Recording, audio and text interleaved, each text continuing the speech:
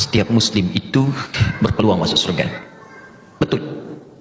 Jika masih ada iman dalam dirinya, itu terdapat dalam hadis riwayat Al-Bukhari, Kitabul Iman, bab yang pertama, kitab yang pertama, nomor hadis dari 8 sampai dengan hadis ke-10. Paling kiri di pertengahan posisi di kitab ini. Jadi di Kitabul Iman ada 57 hadis. Di antara babnya menyampaikan, perhatikan kalimatnya. Setiap orang beriman itu akan masuk surga sepanjang ada kadar iman dalam dirinya, walau kana bimithli dzarrah, walaupun kadar iman itu kecil masih ada dalam dirinya. Bahkan hadis lain mengatakan kalau dia masih mampu mengucapkan la ilaha illallah di akhir hayati, di akhir hidupnya, dakhalal jannah, masuk surga.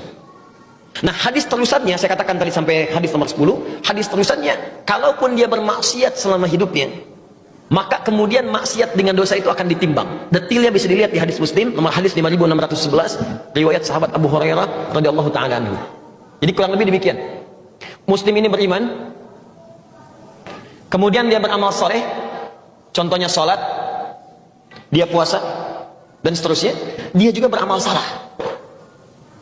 Maaf, dia gibah, dia senang mencela, dia berselisih dan seterusnya.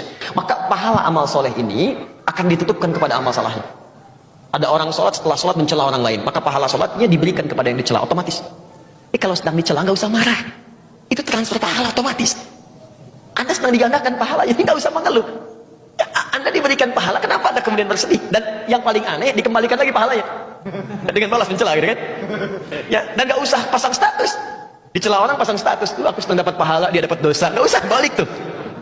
Nah, yang jadi masalah kemudian ada orang yang pahalanya banyak tapi hancur oleh amal salahnya. Habis. Fa in faniyat hasanatu, kalau habis kemudian bekal kebaikannya, tersisa keburukannya, maka ditimpakanlah keburukan orang itu kepada dia, faturiha finnar, dilemparkan ke neraka. Maka disebut orang muflis, orang yang bangkrut, gak punya modal lagi untuk amal solehnya. Nah, orang ini akan nanti, mampir dulu ke neraka untuk membersihkan kadar dosa titipan akhirnya. Setelah bersih semuanya di hadis Al-Bukhari, maka diambil dia dalam keadaan gosong, baru dimasukkan ke surga. Saat masuk surga, dia sudah tidak ingat lagi dengan siksa neraka. Saking nikmatnya surga. Tapi jangan bercita-cita seperti itu. Yang penting ke surga tidak, ya. Karena neraka itu, mohon izin sebelum saya simpulkan, neraka itu satu harinya itu 1000 tahun. Satu detiknya 48 hari. Siksa paling ringannya, Quran surah keempat ayat 56, paling ringan, ditarik ubun-ubunnya, dicelupkan. Sekali celup hancur tubuhnya, diangkat sembuh lagi. Sekali celup 1 detik yang 48 hari.